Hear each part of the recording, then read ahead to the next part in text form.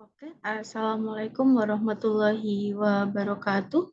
Kabar baik untuk hari ini. Semoga teman-teman dalam keadaan sehat.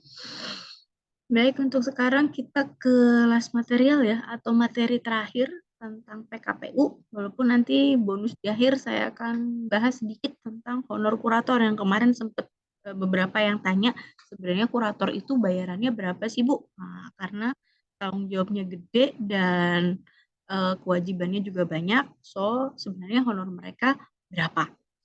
Siapa tahu itu juga jadi salah satu apa ya, mungkin cita-cita dari teman-teman di sini yang pasca lulus SH kemudian ngambil sekolah advokat, setelah ngambil pendidikan advokat nanti bisa ikut pendidikan kurator juga. Oke, baik, kita ke PKPU.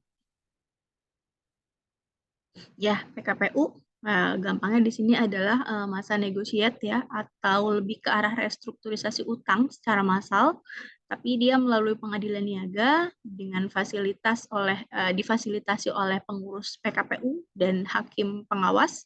Ya, restrukturisasi di sini proses PKPU melibatkan semua kreditur, ya, baik separatis maupun konkuren. Dan jika berhasil untuk mencapai suatu perdamaian, maka sesuai dengan syarat dalam Undang-Undang Kepailitan di pasal 281, perdamaian tersebut akan disahkan oleh pengadilan dan akan mengikat semua kreditur. Walaupun pada saat itu ada yang tidak hadir, karena sistemnya memakai sistem vote atau voting. Oke, kemudian PKPU. Kita lihat di sini mulai dari dasar hukumnya di pasal 222 sampai 294 ya, UUK PKPU. Kemudian syaratnya sama sih dengan yang pilot kemarin, harus ada dua kreditur dan salah satu utangnya udah jatuh tempo. Nah, permohonan PKPU ini diajukan bisa oleh debitur ataupun oleh kreditur. Dan tujuannya kok dari sudut pandang debitur pastinya ini diberikan kesempatan untuk melakukan organisasi ulang dari utang-utangnya dengan perlindungan hukum terhadap keberlanjutan dari usahanya. Sementara di sini dari sudut pandang kreditur, di sini kreditur masih menganggap bahwa sebenarnya si debiturnya itu punya prospek yang cukup baik untuk nantinya akan bisa melunasi utang-utangnya.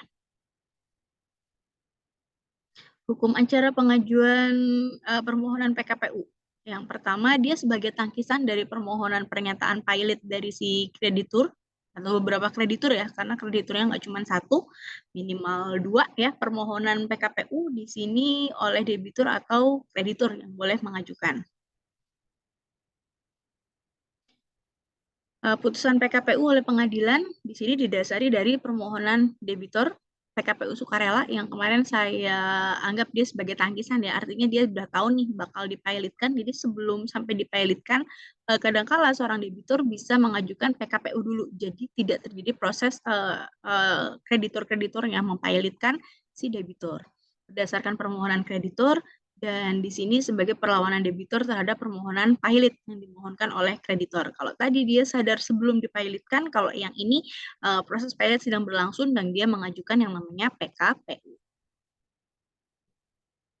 Tahapan untuk berperkara PKPU di pengadilan niaga, mulai dari permohonan PKPU didaftarkan ya, ya ini normal lah ya di kepaniteraan pengadilan niaga. Dan ingat di sini tempatnya kompetensi relatifnya di sini harus di domisili debitur. Ya, jadi mirip kayak perkawinan ya, yang siapapun yang mengajukan permohonan ataupun gugatan perceraian, entah si suami atau istri itu selalu di tempat si istri. Nah, kalau dalam perkara kepailitan ini ataupun PKPU, maka harus di tempat si debitur, walaupun di sini yang mengajukannya adalah kreditur ataupun si debitur sendiri. Pemanggilan sidang dilakukan paling lambat di sini 7 hari sebelum sidang hari pertama. Ya ini masih wajar-wajar aja ya, putusan permohonan pilot harus sudah diputuskan 20 hari setelah didaftarkan. Prosesnya, di sini teman-teman bisa lihat ya, alurnya mulai dari permohonan dari PKPU ke pengadilan niaga, ya putusan PKPU sementara, di sini nanti keluar yang namanya hakim pengawas dan pengurus, ya jadi sebutannya bukan kurator ya dalam hal PKPU, tapi lebih dia dijadikan dengan nama pengurus. Pengumuman PKPU di sini sama ya, ada pencocokan piutang di sini ya, istilahnya rapat kreditor bahasanya, dan batas pengajuan tagihan ya, rapat pencocokan, dan di sini ada dua kemungkinan. Yang pertama PKPU tetap, yaitu selama 270 hari, yang artinya di sini punya waktu 270 hari untuk merestrukturisasi, atau di sini mengajukan usulan perdamaian. Dan usulan perdamaian ada dua kemungkinan. Ketika disetujui berarti dihomologasi, tapi kalau ditolak ya automatically pasca itu maka dia si debiturnya dinyatakan pilot. Proses pengajuan PKPU ya, ini keterangan dari yang tadi, permohonan PKPU tadi ke pengadilan niaga, di sini ditandatangani oleh pemohon, entah itu si debitur atau kreditur, dan yang pasti dengan advokatnya ya, karena tanpa advokat ini untuk perkara ini tidak bisa. Dalam hal pemohon adalah debitur, maka permohonan PKPU harus disertai daftar yang memuat sifat jumlah piutang dan utang serta bukti secukupnya. Kalau yang ngajukan si kreditor, paling nggak 7 hari sebelum hari sidang, di sini wajib memanggil debitur, dan pada saat sidang tersebut, debitur di sini bisa mengajukan daftar yang kaitannya dengan jumlah piutang, utang, serta bila ada rencana perdamaiannya. Kemudian ketentuan ini bisa dilihat ya di pasal 6.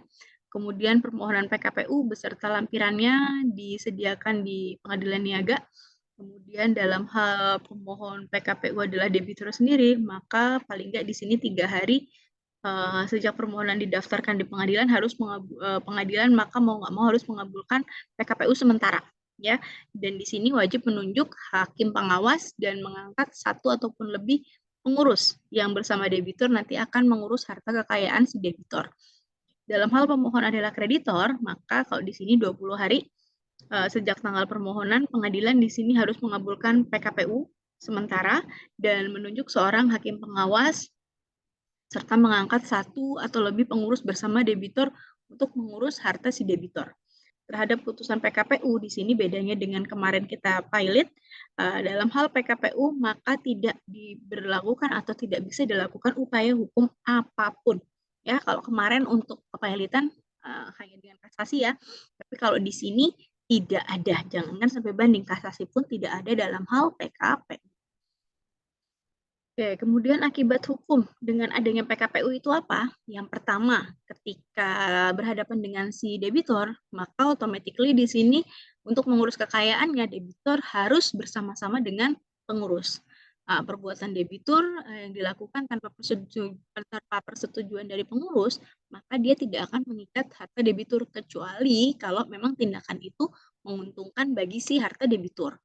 Kemudian tidak dapat dipaksa membayar utang-utangnya, ya, karena ketika ini kan kemungkinan PKPU terjadi kan karena ada yang jatuh tempo ya, yang seharusnya dia harus membayar utangnya, tapi dengan disetujuinya PKPU maka dia tidak bisa dipaksa untuk membayar utangnya, dan semua tindakan eksekusi yang telah dimulai guna mendapatkan pelunasan utang di sini harus ditangguhkan. Dalam perkara PKPU dapat dimungkinkan terjadinya perjumpaan utang. Kemudian terhadap perkara perdata, PKPU tidak menghentikan berjalannya perkara perdata. Debitur di sini tidak dapat menjadi penggugat ataupun tergugat tanpa dari persetujuan pengurusnya. Kemudian terhadap hartanya, demi hukum, tindakan eksekusi yang telah dilakukan guna mendapatkan pelunasan utang harus ditangguhkan. Semua sita yang ada gugur. Makanya di sini kaitannya dengan kreditur separatis ya, teman-teman, yang sudah kita bahas sebelumnya. Terhadap pengambilan suatu piutang dapat dimungkinkan dilakukan dalam perkara PKPU. Ya, terhadap kreditor, kreditur berhak mendapatkan pembayaran bersama-sama menurut imbalan masing-masing. Terhadap kreditor separatis, di sini PKPU tidak berlaku. Ya, tetapi harus memperhatikan beberapa pasal di sini, termasuk ketentuan mengenai masa stay atau penangguhan eksekusi selama PKPU. Ya, makanya kaitannya dengan yang tadi, di sini eksekusi ditangguhkan berarti kan kaitannya dengan si debitur separatis yang dia kreditor separatis yang memang dia memegang jaminan atas debitur.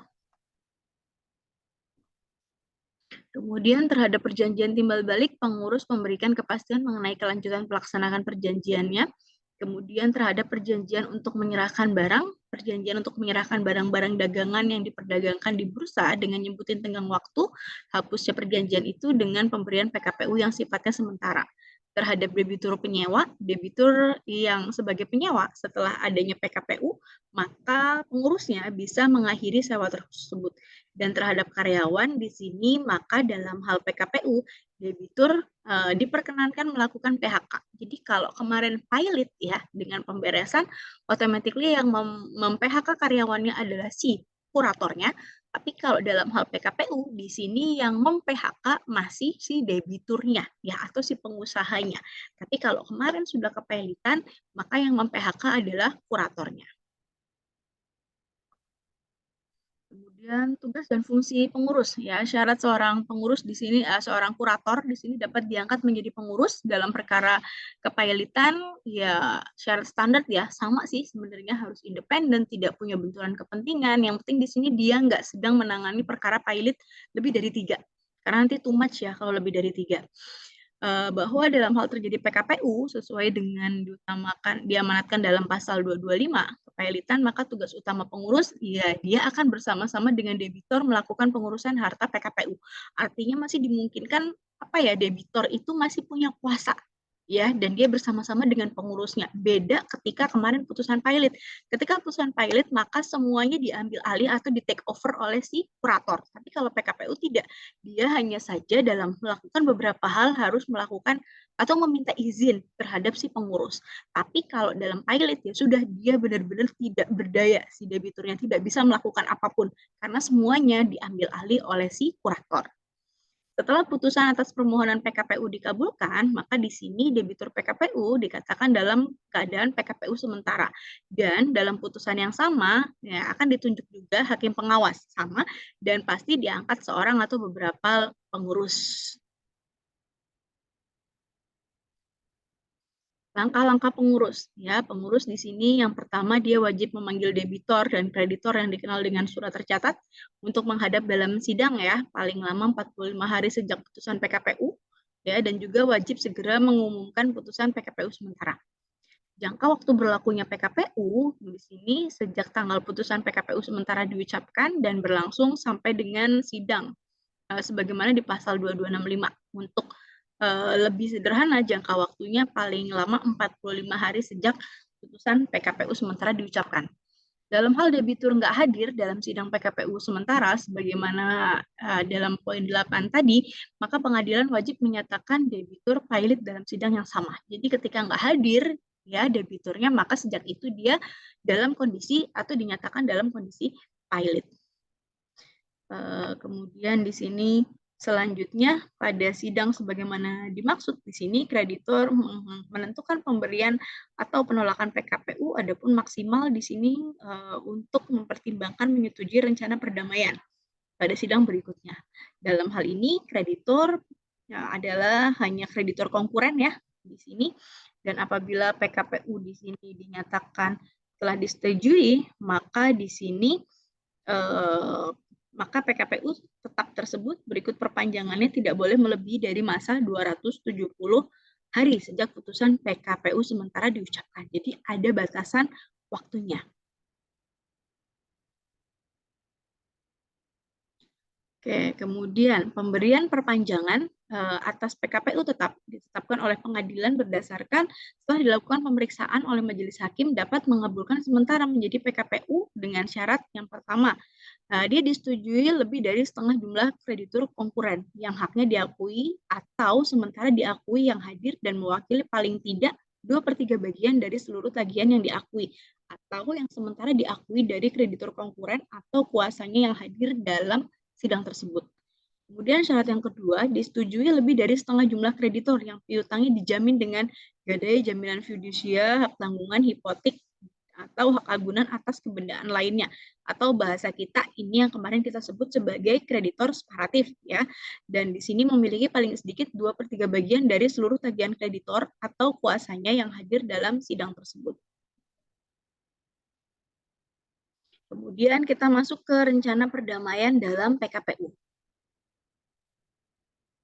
Rencana perdamaian di sini setelah ada verifikasi tagihan dilakukan atau istilahnya pencocokan piutang ya kemarin kita membahasnya, maka sudah dapat ditentukan jumlah hak suara yang dapat dipergunakan dalam perdamaian. Maka tugas dari pengurus adalah hanya tinggal mengupayakan adanya perdamaian. Kemudian syarat-syarat agar rencana perdamaian diterima, kita lihat dari pasal 281 ya, ini tadi sudah saya sebutkan agak mirip dengan yang tadi ya, disetujui setengah dari kreditur konkuren, haknya diakui sementara dan seterusnya paling sedikit 2/3.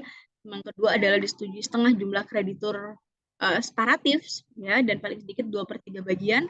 Dan apabila pemungutan suara di atas tidak tercapai, maka dilakukan pemungutan suara kedua dengan syarat di sini lebih dari setengah jumlah kreditor yang hadir dan mewakili paling sedikit setengah jumlah piutang kreditor yang punya hak suara menyetujui untuk menerima rencana perdamaian. Maka paling lambat, paling nggak di sini ada 8 hari waktunya. Setelah pemungutan suara pertama, diadakan dapat dilakukan pemungutan suara kedua tanpa harus ada panggilan lagi. Karena sudah dijelaskan ketika gagal pertama, itu otomatis sebagai panggilan untuk yang kedua. Terus bedanya apa sih perdamaian di PKPU sama pilot? Ya, di sini adalah terletak pada para pihak yang punya hak suara atau punya hak voting. Kalau pilot itu kan kemarin kita bahas hanya konkuren. Nah, sementara kalau PKPU itu termasuk kreditur separatis. Kalau kemarin di pilot, kalau misalnya kreditur separatis menginginkan vote juga, maka di situ kreditur separatis harus melepaskan haknya, yaitu hak jaminan dan seterusnya. Artinya apa? Kalau kemarin berarti harta jaminan yang ada pada kreditur separatis itu mau nggak mau harus menjadi bagian dari harta pilot yang nantinya akan ikut dieksekusi atau dilelang nanti bareng-bareng dengan aset lainnya milik debitur yang nantinya ikut lelang dan kemudian akan dibaginya bareng bersama dengan kreditur konkuren. Tapi kalau di sini dia tidak harus melepaskan haknya atau melepaskan apa ya jaminan dan seterusnya, tapi dia sudah otomatis punya yang namanya hak suara bersamaan dengan kreditur konkuren. Oke, apabila rencana perdamaian ditolak oleh kreditor, maka di sini hakim pengawas harus memberitahukan hal tersebut ke hakim pemutus beserta lampiran berita acara. Dan selanjutnya, nah hakim pemutus harus menyatakan kondisi dari debitur automatically pilot atau dalam kondisi pilot. Nah, kemudian homologasi ini juga sama sih sebenarnya apabila dalam rapat pemungutan suara terlaksana dan rencana perdamaian disetujui, maka di sini perdamaian tersebut harus dilakukan homologasi. Kemudian alasan-alasan pengadilan ketika dia menolak melakukan homologasi, salah satunya harta debitor lebih besar dari yang disetujui dalam perdamaian. Perdamaian nggak cukup terjamin, perdamaian tercapai karena ada penipuan, sekongkol, dan lain sebagainya, atau imbalan jasa, dan di sini biaya yang dikeluarkan oleh pengurus belum dibayarkan, ya, ataupun tidak diberikan jaminan untuk pembayarannya. Oke, apabila pengadilan menolak mengesahkan perdamaian, maka dalam putusan yang sama, pengadilan di sini wajib menyatakan debitur pada saat itu sebagai debitor pilot. Ya, dan terhadap hal itu, maka upaya hukum tidak ada lagi. Karena memang yang ada upaya hukumnya hanya pada kepailitan saja. Dan kalau pengesahan perdamaian terlaksana, maka PKPU dinyatakan telah berakhir. Tugas pengurus di sini mengumumkan pengakhiran PKPU tersebut. Nah, dengan berakhirnya PKPU, maka berakhir pula tugas dari si pengurus. Perdamaian yang telah diusahakan mengikat bagi semua kreditur. Dalam hal ini, ternyata debitur lalai misalnya, maka kreditur berhak mengajukan permohonan pembatalan perdamaian. Ya, setelah itu dan kepada debitur diberikan waktu 30 hari di sini untuk memenuhi kewajibannya. Nah, kalau misalnya pembatalan perdamaiannya dikabulkan, maka debitur langsung lagi otomatis dinyatakan dalam posisi pilot. Dan di sini dia punya upaya hukum karena sudah dinyatakan pilot, maka bisa melakukan upaya hukum misalnya kasasi. Berdasarkan ketentuan ini, maka debitur tidak dapat menawarkan lagi perdamaian dan kurator harus langsung bekerja untuk melakukan pemberesan terhadap harta pilot. Lalu kurator itu biayanya atau dapat gajinya honornya berapa sih, Bu? Nah, oke, di sini saya kasih gambaran kurator-kurator kita. Mungkin di sini salah satunya adalah mahasiswanya Bu Eva. Amin di masa depan. Nah, sebenarnya berapa sih bayaran seorang kurator? Nah, di sini ada, tenang saja, karena itu ada jaminannya, ada dalam Peraturan Menteri Hukum dan HAM ya tahun 2021. Jadi masih baru banget ya, baru tahun 2021, dan di sini jasa kurator dan pengurus ini agak lebih tinggi kayaknya dari yang peraturan sebelumnya. Nah, di sini teman-teman bisa lihat. Nah, di sini akan dibedakan kepailitannya berakhir dengan apa? Apakah berakhir dengan pemberesan atau berakhir dengan accord atau perdamaian? Nah, di sini ngitungnya sih mirip kayak perhitungan pajak ya. Kalau teman-teman pernah ngitung pajak atau ada mata kuliah hukum perpajakan atau tidak, ya di sini jika nilai utang yang harus dibayarkan senilai 50M, maka di sini imbalan jasa bagi si kuratornya 5%. Kalau di atas 50 sampai di 250, 3%. Di atas 250 di bawah 500, 2%. Di atas 500 sampai dengan 1T itu maksimal 15M, dan di atas 1T di sini sebanyak 20M. Jadi kalau kita contohkan, nah ini ya, contoh utang senilai 300M dilakukan dengan perdamaian. Ini nggak bisa teman-teman langsung ngitung, oh 300M berarti kategorinya dia langsung nih 2%. Nah, masuk kategori ketiga misalnya. Yang di atas 250 di bawah 500M, berarti langsung aja 2% dari si 300M. Nah, tidak bisa menghitungnya seperti itu ya. Jadi menghitungnya sama kayak ngitung pajak. Jadi dilihat dulu, oh dari 300M, dilihat yang angka pertama di sini, 5% dari 50M yang pertama, maka didapat di sini nilainya 2,5M. Kemudian di poin 2 di sini 250, maka di sini 250 dikurangi 50 sebelumnya kan, jadinya tinggal 200 saja, 3%-nya 6M, kemudian sisanya, nah di sini kan masih ada 50M, ini masuk kategori yang ketiga. Nah, masuk ke sini, karena di sini dia di atas 250 tapi di bawah 500. Nah, jadi ada 3 perhitungan, dia sebesar 2%, nah maka honorarium kuratornya mencapai di angka ini, yang angkanya menurut saya sangat menggiurkan ya, untuk kita yang sedang belajar pada saat ini. Kemudian berikutnya, kalau ini berakhir dengan pemberesan akan lebih tinggi lagi, yaitu prosentasenya mulai dari 7% sampai dengan 3% ya, tergantung jumlahnya, antara range-nya 50M sampai 50M, paling banyak segitu, kemudian 50 sampai 250 itu 5%, di atas 250 di bawah 500 itu 3%, sisanya di sini 25, dan di atas 1T di sini adalah 30M. So, dengan soal yang sama, artinya kalau misalnya utangnya senilai 300M, tapi yang ini berakhir dengan pemberesan, bukan dengan perdamaian, maka mulai dari 7% dari 50M dulu, 350, 3,5, kemudian 5% dari 200-nya adalah 10, kemudian 3%-nya dari 50, maka 1,5. So, total honorarium dari kurator untuk case ini adalah sebesar 15M. So, sampai sini sudah ada yang mulai tertarik untuk mengambil pekerjaan ini? Ya, apakah ini uangnya halal? Ya, di mata saya ini halal-halal aja dan legal ya, karena memang sudah dilindungi dengan peraturan dari Menteri ya, Kemenkumham.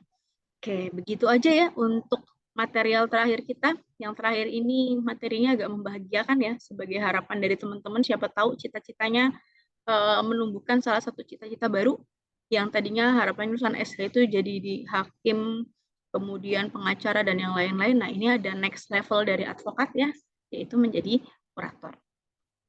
Baik, demikian dari saya. Terima kasih banyak. Semoga bermanfaat untuk material kita hari ini sebagai les material di bidang kepailitan dan PKPU, masih dalam rangkaian hukum perusahaan dan kepailitan. Demikian, wallahul muwaffiq ila aqwamit thoriq. Wassalamualaikum warahmatullahi wabarakatuh.